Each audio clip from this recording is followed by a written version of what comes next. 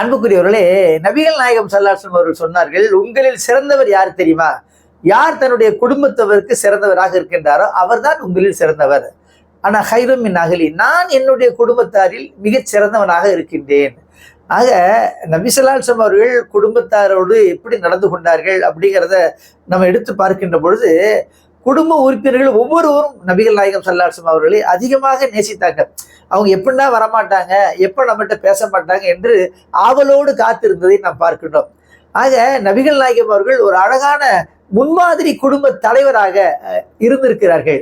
நபிகள் நாயகம் ஸல்லல்லாஹு அலைஹி வஸல்லம் அவர்களும் ஆயிஷா நாயகி ரலியல்லாஹு அன்ஹா அவர்களும் 2 பேரும் பேசிட்டு இருக்கிறாங்க. அப்ப நபிகள் நாயகம் சொல்றாங்க, ஆயிஷாவே நீ என் மீது எப்போ கோபமா இருக்கிற, என் மீது எப்போ கோபம் இல்லாம மகிழ்ச்சியா இருக்க அப்படிங்கிறது எனக்கு தெரியும் அப்படிங்கிறாங்க. இப்போ ஆயிஷா நாயகி துடுக்கோடு கேட்குறாங்க, அது எப்படி உங்களுக்கு தெரியும் நான் கோபமா இருக்கிறேனா இல்லையா அப்படின்னு சொல்லிட்டு. அப்போ நபிகள் நாயகம் ஸல்லல்லாஹு அலைஹி வஸல்லம் சொன்னாங்களா, ஆயிஷாவே நீ கோபமா இருந்தா எப்படி பேசுவான்னா, இப்ராஹிமுடைய இறைவன் மீது சத்தியமாக அப்படின்னு நீ சொல்லுவ. நீ சந்தோஷமா இருந்தீன்னா முகமது நபியினுடைய இறைவன் மீது சத்தியமாக அப்படின்னு சொல்லுவ அப்படின்னாங்களாம்.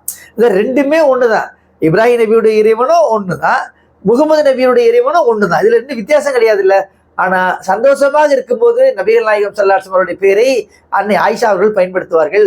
கோபமாக இருக்கின்ற பொழுது இவங்க பேரையே யூஸ் பண்ணாம நேரா இப்ராஹிம் நபியுடைய பெயரை பயன்படுத்துவார்கள். அப்படிங்கிறத நபி ஸல்லல்லாஹு அலைஹி வஸல்லம் அவர்கள் துல்லியமாக கணக்கிட்டு வைத்திருக்கிறாங்க. இப்ப இது சொன்ன உடனே ஆயிஷா நாயகி சொல்றாங்க, நீங்க சொன்னது சரிதான், ஆனா என்னுடைய நாவலில் தான் அந்த மாதிரி கோபமான வார்த்தைகள் வெளிவருமே தவிர என்னுடைய உள்ளம் எப்பவுமே உங்களை பத்தி நல்ல எண்ணத்தில் தான் இருக்கும். நான் மிகுந்த அக்கறையோடு ஈடுபாட்டோடு கண்ணியத்தோடு தான் நான் உங்களை பற்றிய நினைப்பினிடத்தில் இருக்கிறது. ஆக கோபம் உதட்டளவுல வருமே தவிர அது உள்ளத்தளவிலே வரவே வராது அப்படிங்கறத உடனடிக்குடன் சுட்டி காமிக்கிறாங்க. இந்த வீடியோவை மறக்காம லைக் பண்ணுங்க, கமெண்ட் பண்ணுங்க, ஷேர் பண்ணுங்க. இது போன்ற வீடியோக்களை பார்க்க இஸ்லாம் டுடே தமிழ் சேனலை சப்ஸ்கிரைப் பண்ணுங்க. மறக்காம பெல் பட்டனை பிரஸ் பண்ணுங்க.